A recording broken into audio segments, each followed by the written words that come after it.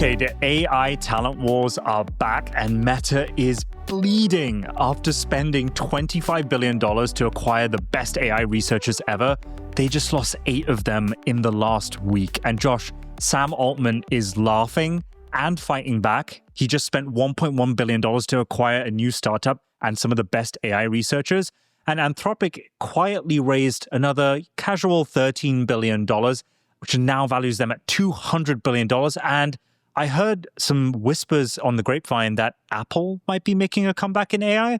Folks, we have got a jam-packed week of news updates, and we're going to get right into it. But let's start with Meta Superintelligence Labs, which, if you remember, was the new superhuman AI core unit that Zuckerberg set up and actually spent a lot of time poaching some of the best people from OpenAI, Anthropic, and investing in this startup called Scale AI around $15 billion to form this kind of like Avengers of AI. And the hope was that Meta, who was consistently been dragging behind on AI models, will jump and leapfrog to the top with a new AI model that is better than ChatGPT and whatever you might say. But within 2 weeks, Josh, of them forming this team, 8 executives, you heard that correctly, 8 executives have left, with these guys highlighted over here being some of the main ones.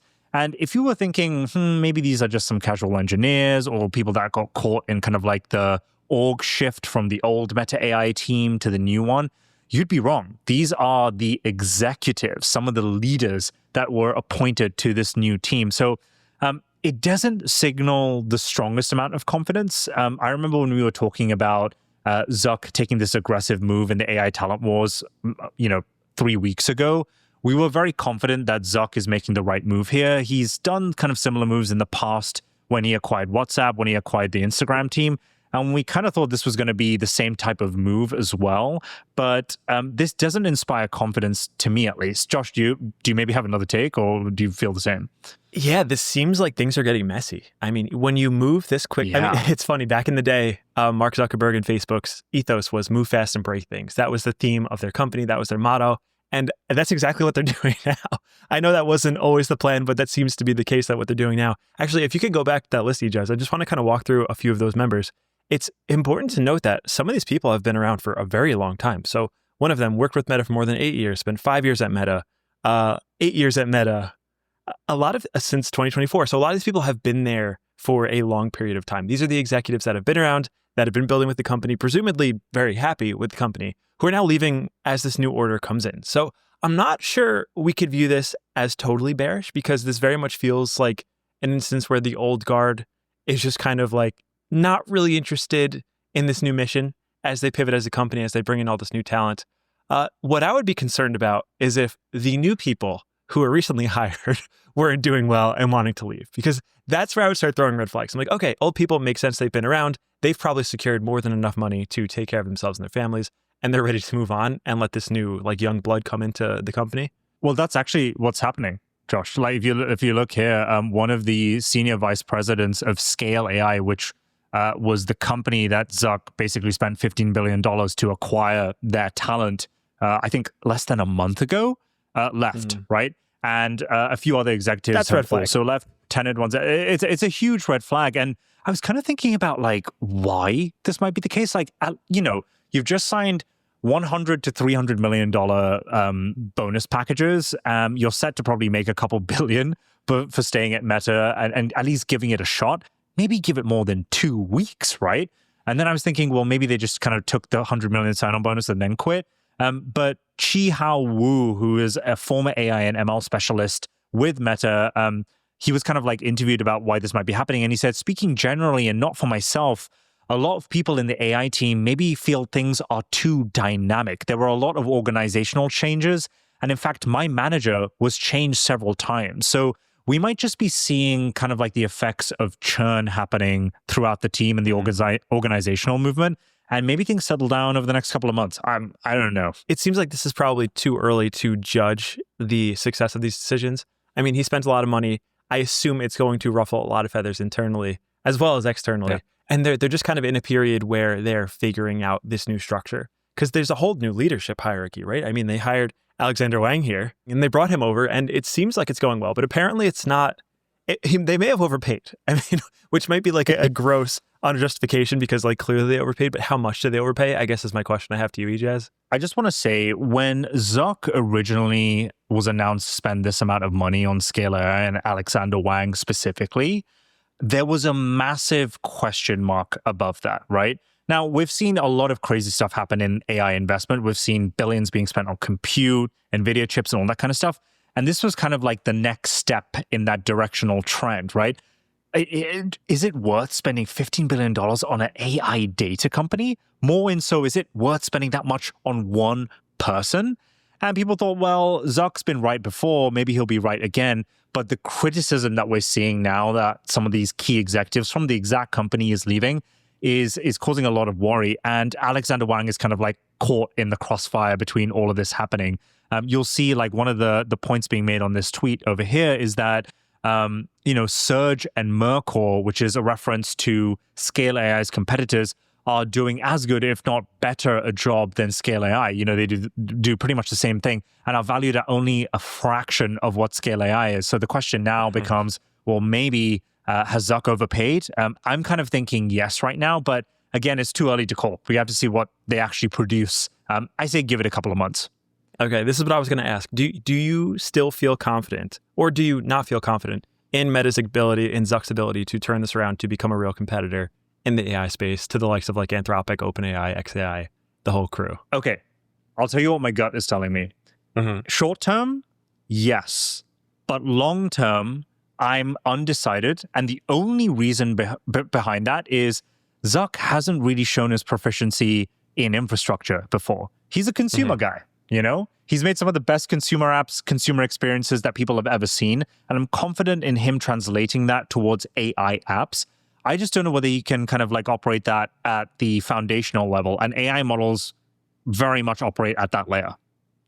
Yeah, I was excited to disagree with you, but I actually totally agree. I trust Zuck's judgment, but again, he hasn't done anything like this before. He's never rolled out actual infrastructure. He's never rolled out tools at the scale. So I guess the answer is we will wait and see. But that's not all the news for this week. What do we have next? Well, I kind of just wanted to kind of rain on your parade a little bit, Josh, because I know you're such an Apple fan. But despite Meta bleeding so much, despite them losing so much money on this talent acquisition, they still have enough money to poach Apple's best in terms of AI. This broke this week that Zuck poached Apple's robotics chief from Meta's robotics studio. I just thought that in the midst of all of this happening, Apple still somehow bleeds, even though they are not at the frontier of AI yet. And especially because Tim Cook is probably the only other guy that could compete with Zuck at the consumer AI app level. So I don't know. I just thought it was pretty funny. Yeah, the robotics chief implies that there is a robotics segment of Apple that I think the whole world is just grossly unaware of. So I guess we don't know how important this will be. Yeah. Maybe they're not even going to build. I mean, they were supposed to make a car. They were going to make a TV. They had all these things in R&D. Yeah. Who knows how much that really means? But that's not the only company that OpenAI has acquired, correct? No, it seems like there's been a bit of a snowball effect for the rest of the AI industry. Elon Musk, owns and started XAI, which is another frontier AI model competitor. Previously been like the darling child on this show, actually. I think you and I will agree that we both love Musk. We love what he's doing with XAI. They caught this startup is less than 2 years old, and they already caught up to the frontier. Grok 4 is performing at, crazy feats, but even they are leaking talent. One of the main stories is they're suing this guy called Shui Chen Li, I hope I pronounced that correctly, for allegedly stealing the entire Grok 4 code base and then moving to OpenAI for a job. This quickly moved from being allegedly to being confirmed. Elon Musk actually confirmed this in a tweet. I was trying to find it, but I couldn't find it, that he has proved in the logs that he downloaded the entire code base and is moving to OpenAI. So obviously this is a massive copyright infringement and concern for Musk and XAI at large. And so he's trying to sue him and prevent him from joining OpenAI. And just to add kind of like a little bit more spice to this whole affair, this employee in question also cashed out $7 million worth of XAI shares during the move. So just an insane turnaround of events. And again, like just a reminder here, like these guys are being traded around like some of the best sports superstars ever, right? We're talking about $100 to $300 million contracts.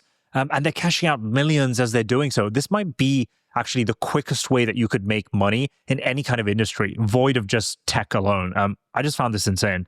Yeah, it's pretty amazing that he was able to cash out $7 million invested stock after just 1 year of being at the company and then move over to OpenAI.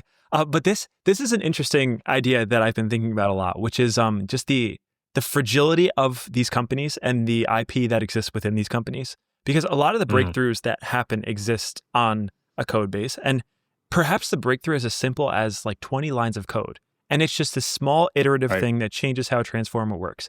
And those 20 lines of code that can optimize and save billions of dollars of GPU training space, or it can optimize and create a model that blows all of the others out of the water. It's literally 20 lines of words. And if someone is able to get into a company, figure out what those 20 lines are, extract them and make them public or give them to another company, then you've essentially devalued billions of dollars of value from a company by taking 20 lines. And what we saw here is not just 20 lines, but the entire code base. So I think this is to the detriment of a lot of companies because it's going to be very challenging to battle on the frontier of actual AI efficacy versus building applications and value for the users on top. It's as fragile as a couple lines differentiating between the best models in the world versus just the average company. And I wonder what OpenAI is going to do with it. I was just thinking, like, how valuable are your employees and how much kind of restriction can you place on them or should you place on them? I remember us doing an episode like 4 months ago, maybe 5 months ago, Josh, kind of shitting on Sam Altman's approach to his employees. We were like, he's being too constrictive. He's not allowing them to sell shares. These are the stars of the show. And he's placing this kind of like garden leaf ban on them. So if anyone leaves OpenAI, you can't basically join any major frontier lab for a couple years. And I remember he eventually overturned it because he faced a lot of pressure in the media. But we were kind of very bearish against Sam Altman and OpenAI. Turns out he might actually have been right. Because as you said, like, whether these guys download the code base or not, they have it in here. They know what kind of like parameters they're using, how they're training the model, how much compute they're using. And so these individual employees become the most valuable assets of these companies. And if you aren't placing restrictions on it, it becomes way too easy to poach and then suddenly become the frontier lab. And, we've seen Meta poach a lot of OpenAI. We also know that X has poached a few OpenAI employees in the past, not to the extent that Meta has, and that Anthropic has done the same, and back and forth and vice versa. So, this becomes kind of like the main thing. And X isn't immune to this, right? I've got up on our screen here, and yet another employee announced that they were transitioning and moving on. So I'm just seeing this general trend of these AI researchers being the stars of the show. They know their value. I think some of them, this might be a hot take, are just cashing out on money because they probably see some kind of AI bubble forming. But the other side of me also tells me that they kind of want to work on something that is meaningful and purposeful for them. We saw that with Zuck offering, I think, what was it, $3.5 billion to poach the CTO of Thinking Labs, or Thinking Machines, which is Mira Murati, the ex-co-founder of OpenAI, which is setting up her own AI thing. He rejected it, right? He was like, no, I kind of want to work on this vision and purpose. So I see those two conflicting views, but the rapidness of what I'm seeing here of employees kind of moving from company A to company B after 2 weeks just kind of sounds like a cash grab to me. But maybe that's just because of my experience in crypto. Maybe I'm too cynical. Yeah, well, I mean, the money was flowing around not only with employees, but also with other companies too. OpenAI was in the news for another reason this week, which is their acquisition of Statsig. For people who don't know Statsig, I just learned this week because I didn't. Statsig, and Ijaz, please correct me if I'm wrong, but I believe is kind of like an A/B testing company, which like led me down a lot of rabbit holes. So basically what models can do that integrate Statsig is they're able to kind of serve two results, and then people can choose the better result, and you kind of iteratively get better through this system. Now, I was thinking of like, why would they want this, right? Why do they want to have these A/B testing? Well, one is just to make the model better. One is just to improve outputs. But also, I mean, benchmarks are getting a little stale, right? Benchmarks don't work that well. People are kind of maxing out on them. So perhaps they kind of create their own new benchmarking system where they can compare not just their model results to themselves, but also to other AIs. So I'm curious, Ijaz, what do you think? What was the reasoning behind purchasing Statsig? It's a huge amount of money. And also they did that to pretty much acquire one person, by the way. And we can dig into that, into Vijay, who's now the new CTO of OpenAI applications in a second. But the reason I think they spent that amount of money is, well, number one, to your point, Josh, benchmarks are terrible. I don't care what anyone says. These AI benchmarks were maybe like good a year ago, now they suck. Now every frontier AI model lab is tweaking or fine-tuning the new models that they release just so that it passes an exam. And I'm not really interested in that. I want to know how effective it is in real life. And actually, to use the example of Meta, who we were just talking about, void of AI, every new social media feature that they've launched on Instagram, on WhatsApp, or whatever, Josh, they're A/B testing it across 10 different countries or communities every single moment. I've actually been privy to this, right? Where I've got a new feature on my phone and my girlfriend hasn't, right? So they're constantly testing things to see what works and what doesn't and how to like properly launch a feature. This is incredibly hard to do in a landscape or tech sector that's never been tested before, right? And AI moves so quickly. So how do you know what to tweak, when to tweak, and who to pitch it to are all questions that no one has any idea how to answer. And Statsig basically formalizes all of that, and they make a ton of money doing so. One thing that I found interesting is $1.1 billion was used to buy this guy called VJ, right? And you might be wondering, well, who the hell is VJ? He is a tenured employee at Meta in his history before he started Statsig. In fact, he was doing this exact job that Statsig does at Meta for a decade. And he was working alongside a little someone called Fidji Simo. And if that name sounds familiar, that's because Fidji was appointed as the CEO of OpenAI applications, not OpenAI, that's still Sam Altman, but she's the head of basically all the new consumer applications and enterprise applications that OpenAI is going to launch over the next couple of months. So it's a pretty big role. And they worked alongside with this guy called VJ, A/B testing all the applications that she did at Meta. And so she was probably thinking, hey, Sam, we're kind of reaching the point where we're going to launch a bunch of really cool things at OpenAI. I need a guy like VJ here to do this. And he was like, okay, name your price. Should we just acquire his company and his tooling?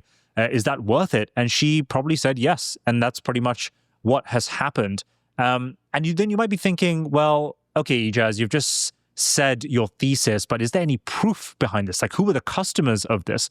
Well, they had some pretty big customers. One of their biggest actually being Anthropic, who I don't know how much they were paying them per year, but it was for this thing called telemetry services, where basically Claude Code, which is Anthropic's main product and what's made them super famous, is plugged into Statsig to A/B test a bunch of like coding features that they're launching. And so you could think that Statsig itself has acquired quite a hugely valuable data reserve of all of Claude Code's users and behaviors. Now, it says here in this screenshot that apparently the data is encrypted.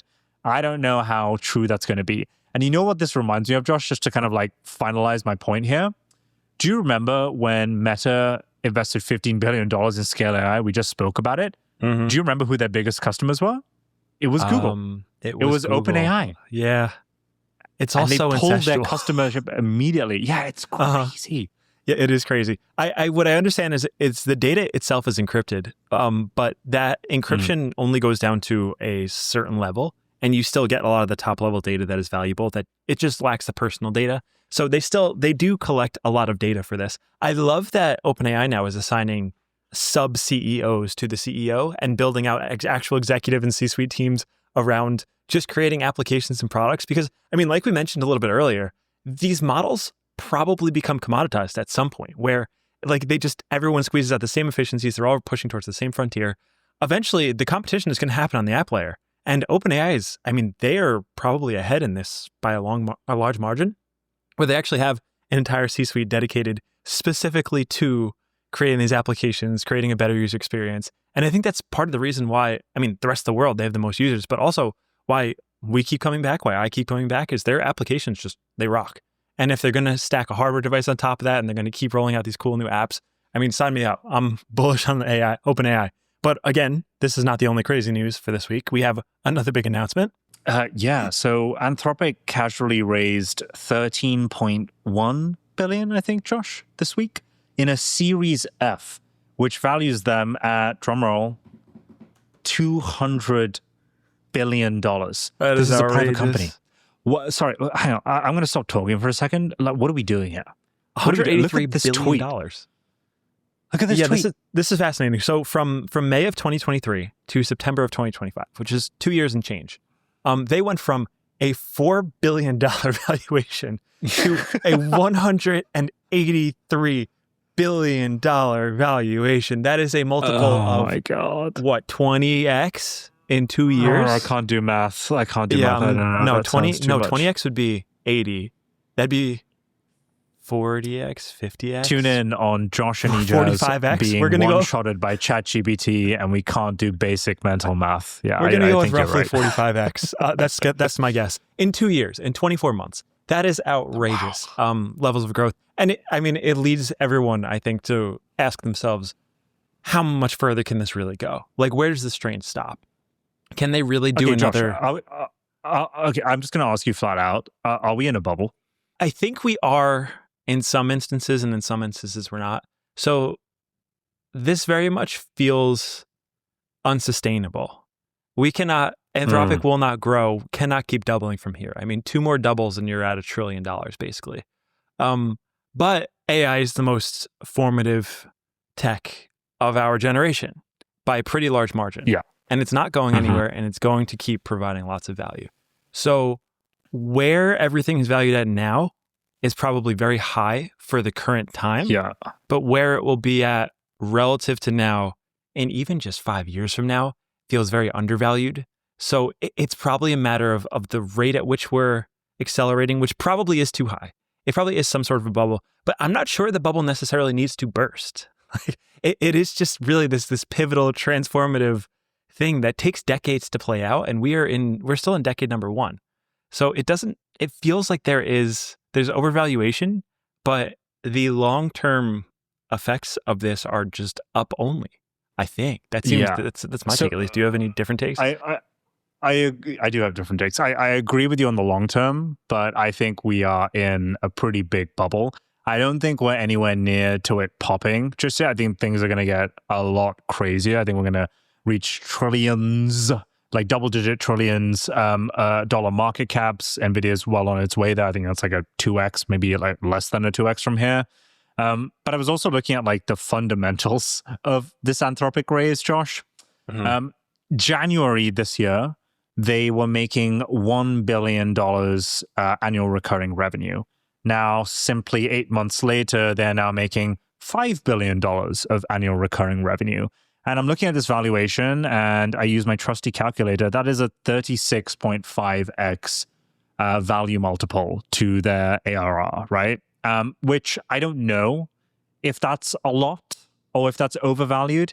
I would say I would guess it probably is. But like you said, AI is the darling child. Literally, the Mag 7, so the top 7 companies in the S&P 500, are purely responsible for keeping the S&P 500 positive this year, and it just broke all-time highs. So, on one side, you could argue, it's massively inflated. But on the other side, you could say, well, if it wasn't for that, the economy would be dying right now. So, it remains to be seen. But I'm going to call bubble at this point. I don't know when it's going to pop, but I'll take the bubble side. All right, bubble it is. So on the topic of bubbles and charts that go up and to the right, we have another one that is brought to us today by Grok, our good old friends at XAI, which just hit the number 1 model on OpenRouter, Grok Code. This is a brand new model that they just released. And my understanding is it is incredibly lightweight, very fast, and very cheap. And as a result, what we're seeing here is 96.5 billion tokens generated by the model, making it up 53% relative to others and taking the number 1 slot on OpenRouter. Now, for those who don't know about OpenRouter, we actually had the CEO on a few weeks ago. And the way OpenRouter works, developers come, they plug into the OpenRouter infrastructure, and then the actual router decides where to route traffic through based on the needs of the developer. So what we're seeing here is developers are requesting a model from OpenRouter, and OpenRouter is deciding over and over and over again that the best model to serve the users is Grok Code. Now, Ijaz, do you have an idea why this is? What makes this so special? Why it's gone from nothing to a huge deal? I remember when Alex, the CEO and founder of OpenRouter, came onto our show, and we asked him this exact question. We were like, why do some of these models that get listed get used so aggressively? He said that he has the largest community of AI developer nerds that anyone's ever seen. So if you want to test your product or your new model, specifically the coding element, you kind of want to be on OpenRouter. You kind of want to access that community. And so I think this is a positive signal, be it small and kind of concentrated.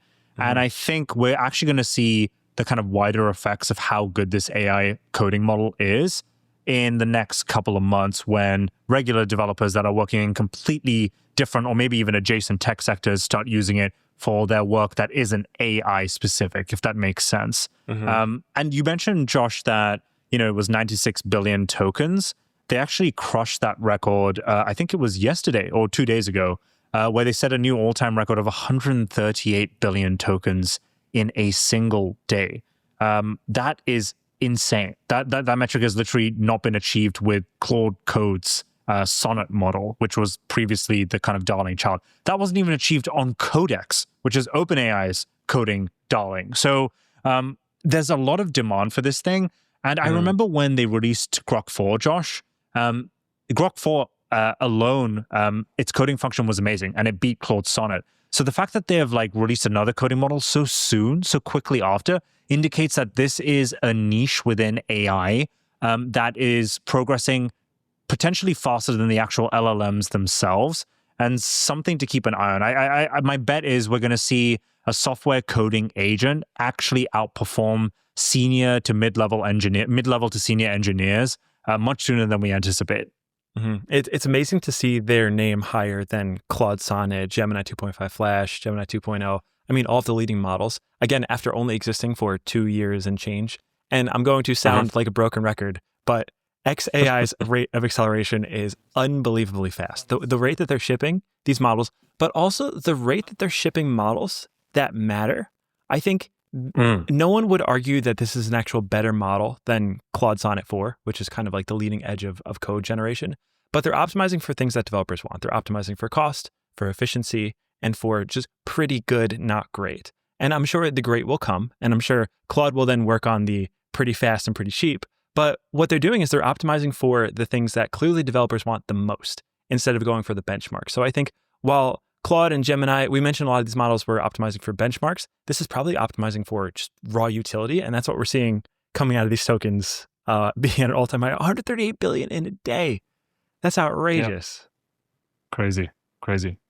And then for our last news of the day, Apple. We have something about Apple and it's positive. It is not something negative. I promise you it's actually cool. It's exciting. Apple is doing something interesting in the world of AI. Yeah. And maybe this is a teaser for next week. Next week, they have their iPhone release event where they're announcing all the new hardware. We will be covering that. But before that, they have dropped 2 new models. Ijaz, tell us what's going on here. Apple is now in the news for AI. Okay, I'm glad that I can say something positive about Apple in the AI realm because it has been excruciatingly difficult to do that in the past. They've done a few things here that puts a massive grin on my face, Josh. Number one, they've released 2, not 1, but 2 AI models, and they've open sourced both of them. I'm a massive open source fan. I believe that this technology should be for everyone, and everyone should be able to modify it to their own tailored niche and use case or whatever that might be.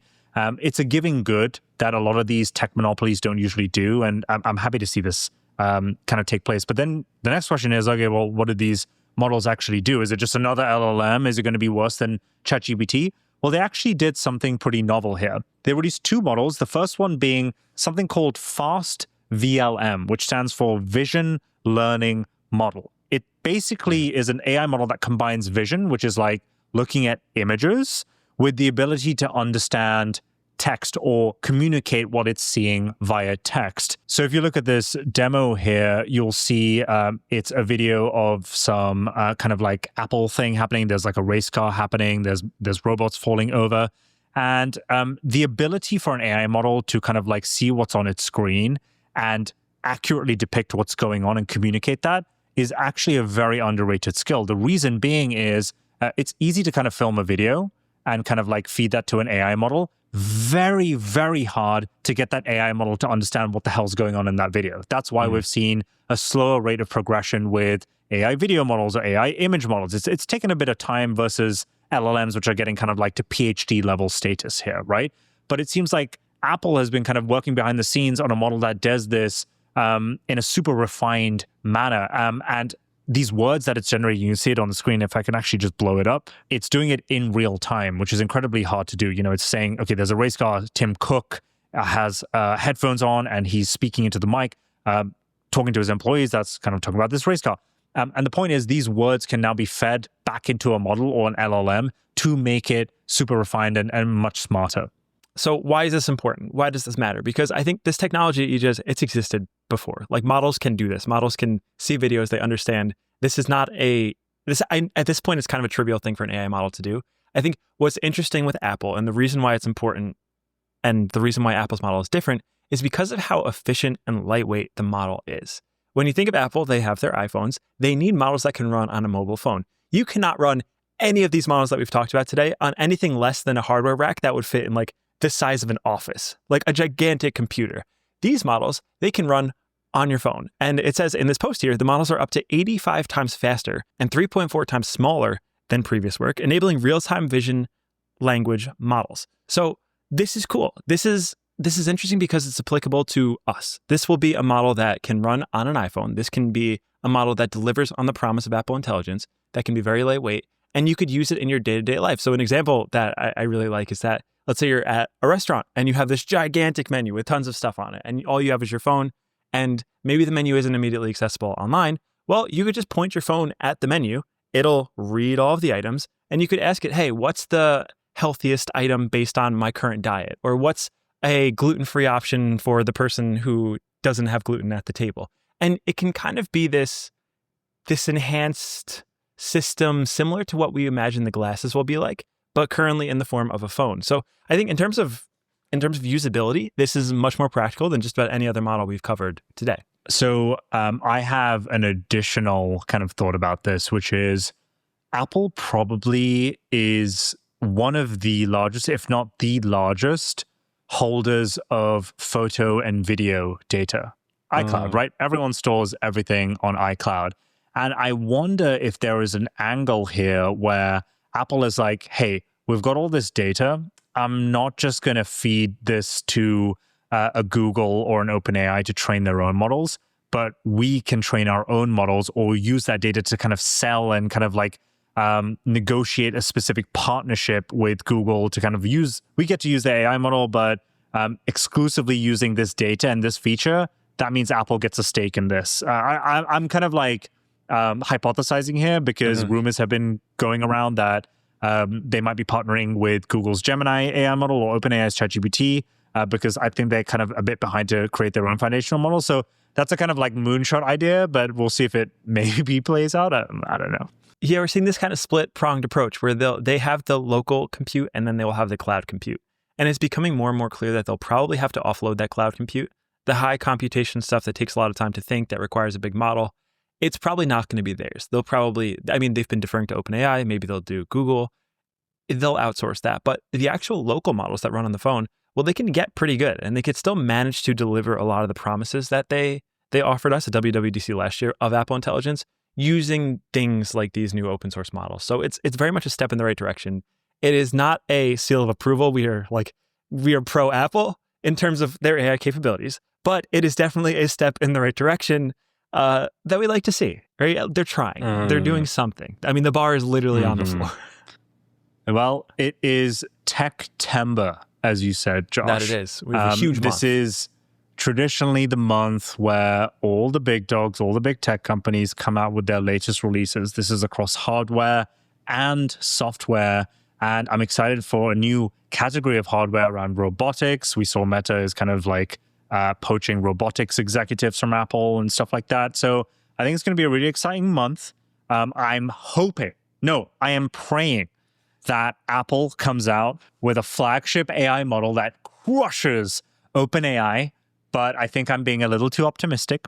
I'm hoping Meta's Superintelligence Labs stops bleeding their executive team and actually puts out something that I would want to use, along with some consumer applications.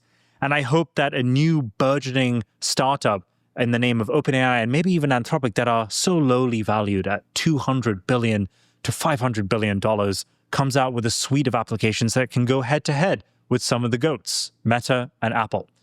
That remains to be seen. Josh, I have nothing else to say. Do you? I just want to fill people in on our schedule for this month because it's packed. Next week, please, we have Apple. Apple, big event. This is the iPhone event. This is where they're releasing a lot of new hardware. The hope is that not only will we get hardware, but we will get supplemental AI software. So a lot remains to be seen. A lot will be unveiled next week. The following week, we have another exciting announcement, which is through Meta Connect, I believe is what the event is called, where Meta is going to release their hardware products and most certainly will be paired with a lot of software and AI offerings. So we will have all of the coverage of that. And then a few weeks later after that, we have OpenAI's Dev Day, which I'm sure they will announce even more features. And then a couple weeks after that, we have Microsoft Ignite, which is Microsoft's new hardware offering day. So it is going to be like a very crazy next couple of weeks and months. So buckle up. This was the news up to today for this week. There's going to be a lot more. We will be back for more episodes later this week, next week, the following week. There's a lot to look forward to in this space, and we will be right here along your side, going through it all, the highs and lows, the ups and downs. As always, if you enjoyed the episode, please share it with your friends. Don't forget to like, subscribe, all of the good things, and we will be back again soon for another episode. Thank you so much for watching.